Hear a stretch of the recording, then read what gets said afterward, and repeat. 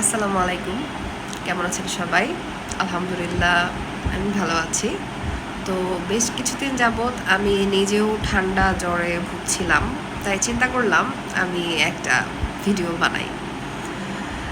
Video বানানোর ইচ্ছাটা হলো কারণ আমার এক কলিগের জ্বর ঠোসা হয়েছে। তো এটা নিয়ে ভাবলাম একটা ভিডিও বানানো যায় মজার ছলে। আসলে জ্বর আর জ্বর ঠোসা দুটা কি সেম জিনিস? না, দুইটা কিন্তু সেম জিনিস না। জ্বর হলেই যে জ্বর ঠোসা হবে এমন কোনো কথা নেই। অনেক সময় দেখবেন যেমন আমার জ্বর ছিল বাট আমার কিন্তু জ্বর ঠোসা হয় নাই।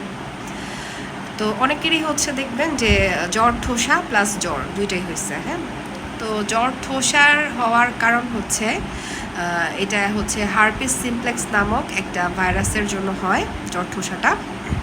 আর জ্বর ঠোসা হওয়ার আরও কারণ হচ্ছে যাদের ইমিউনিটি কম তাদের হচ্ছে এই জ্বর ঠোসাটা হতে পারে।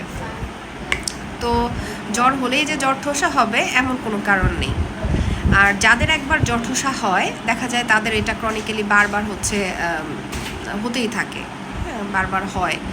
তো এটা কিন্তু আসলে ছোঁয়াচে টাইপের একটা রোগ, এবং হচ্ছে এই রোগের জন্য বিভিন্ন ধরনের ক্ষতি হয়ে থাকে।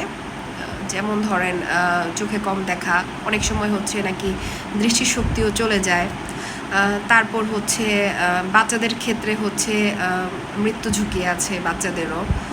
তারপর হচ্ছে যেমন ধরেন অনেক স্টাডিতে দেখা গেছে যে মানুষের নাকি হচ্ছে স্মৃতিশক্তি কমে যায়, যেটা বলে হচ্ছে অ্যালজাইমার ডিজিজ, এটা নাকি ডেভেলপ করে। তো আমি একটু স্টাডি করে এগুলো হচ্ছে মানে দেখেছি বিভিন্ন স্টাডিতে, সেটাই আমি ছোট করে আর কি আপনাদের কাছে বলছি। আমি নিজে যা বুঝতে পেরেছি আর কি সেটাই আমি আপনাদের সাথে শেয়ার করছি। তো এইগুলো থেকে হচ্ছে বাঁচার উপায় হচ্ছে, আচ্ছা প্রথমে বলে নেই যে এটা হলে হচ্ছে একদম ঘাবড়ানোর কিছু নেই। আর আপনার হচ্ছে এটা হলে কি করতে হবে, ধরেন আমার যেখানে জ্বর ঠোসা হলো আমি সেখানে আমার হাত দিয়ে টাচ করব না।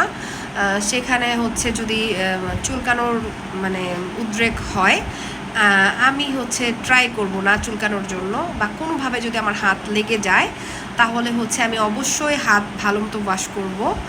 আর একবার হাত লাগার পর আমি কখনোই সেই হাতটা আমার চোখে লাগানোর চেষ্টা করব না, বা হচ্ছে অন্য কোথাও টাচ লাগানোর চেষ্টা করব না। বা আমার জ্বর ঠোসা হলে আমি বাচ্চাদের থেকে আমি একটু মানে দূরে থাকার চেষ্টা করব। বাচ্চাদেরকে অনেক সময় দেখা যায় আমরা আদর করতে যে চুমা দিচ্ছি, হ্যাঁ এটা করা যাবে না। তো আবার এটা বললে আবার অনেকেই মাইন্ডও করতে পারে, কিন্তু আসলে এটা তো বেবিদেরকে সেভ করার জন্য। হ্যাঁ, তারপর হচ্ছে ধরুন গর্ভবতী নারী যাদের ইমিউনিটি কম, হ্যাঁ তাদের থেকে একটু দূরে থাকতে হবে। তো যার জ্বর ঠোসা হয়েছে চেষ্টা করবেন হচ্ছে তাদের তোয়ালে, গামছা বা রেজার ব্যবহার্য জিনিস সেগুলো হচ্ছে আলাদা করার জন্য। এটাই, এই টুকিটাকি একটু রুলসগুলা মানলে হয়তো বা এটা থেকে আমরা মুক্তি পেতে পারি।